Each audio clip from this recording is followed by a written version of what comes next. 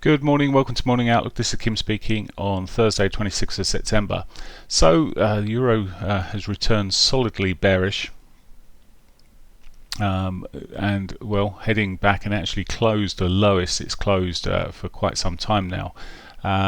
It's having had a bit of a retrace here. Looks like it isn't managing to hold on, but I'll just watch this until post 8 o'clock. Once that's out of the way, it may just get up and hit the pivot. May look to short into one of these moving averages above. One thing to bear in mind, I mean, it's having a reaction from the 21 at the moment. One thing to bear in mind, if it does break back above this previous high, it's put a higher low in, and it could see a big reversal, in which case maybe even the daily R1 may be hit. So we need to be a bit steady on that, but we could just be looking at a trend line across the lows here and selling on the break of such. Okay, the pound. Now the pound sort of disappointed me yesterday. I thought we had a better chance of a continuation from the previous day, but no, it rolled over. So and it's closed below its daily 21, so it leaves us now really a target down towards that daily 50. When you look at the price action here, it's confirmed a low on this 4-hourly. It's closed. It's confirmed a lower high. At the moment, it looks like we've got more of the same, and it sounds like the markets aren't particularly liking the return of Parliament. So as I say, could see further downsides. Again, I just need to wait post 8 o'clock, see what happens. It has got an untouched daily pivot. Maybe there's a. I was talking about trend lines in our trading room yesterday. It may be that there's a couple of points here. It's difficult to put this second one on that I just put on there, but there's the lines in the sand effectively. But just need to wait post 8 o'clock, just see what happens, let it settle, and see what happens. My preference really at the moment with what's going on here, of course, is to the downside. Maybe worth waiting for any retracements to sell into them. Okay, dollar yen. Didn't want to touch the downside on the pound yesterday for quite some time, but off it went. Anyway, dollar yen,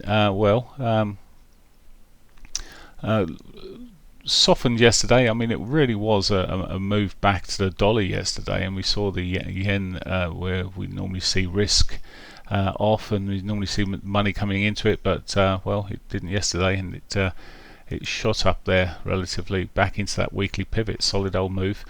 For now, it's effectively putting a bullish flag in. If you were looking at this, a bit of a head and shouldery pattern, maybe some people would be picking up. For you old picture traders, what we're looking for there would be simply a trend break. I'd like to see that daily pivot out of the way first. So that in itself may give us a bounce. So for the upside. So that's what I'm looking for there on the yen. Aussie dollar, I won't be trading this today for sure. I don't trade it, but it's solid down day again yesterday. Another low, broken the prior low, and that's the first on the daily basis of lower highs it's effectively put in there, and it's it's been a clear sort of retrace this week. It never managed to break through that weekly pivot, and it does look like it could be on for the weekly S1 at the rate it's going. It may be a short swing trade here for a day or so because it moves so slowly, but that S1 could be a target, and we've got the daily S1 below as well, and it just looks like if it breaks these lows here, it could roll over. Now, as I say, it needs to break those lows, that trend line that's across there. Canadian dollar, which I hadn't drawn on by the way. Canadian dollar, a good one to avoid. It's just literally continuing to chop backwards and forwards, and there's really little to be said on there. So that's all. There isn't all.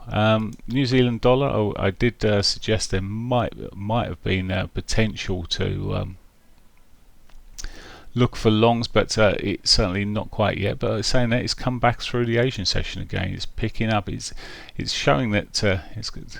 There's potential, but for yesterday it basically just carried on selling off. Maybe again we'll see a further sell-off, but as I said, the only thing I'm looking for the New Zealand dollar is some sort of clear reversal signal, which we've not necessarily got at the moment. It's done it effectively on this 4-hourly picture. That was a bear flag. It's pushing on further south at the moment, but if it does start turning around, give me a bit more potential for the upside. As I said, the extreme sold position just makes me think, well, we may have a bit more of a bounce. Okay, that's it for me. Have a great day. Bye for now. Woo, I just remembered, news-wise, sorry, I forgot to mention the news today. We've got the US final GDP at 1:30. It's all afternoon for us today. 2:30, President Draghi speaks, the ECB President speaks there, and the Bank of England Governor speaks at 2:45.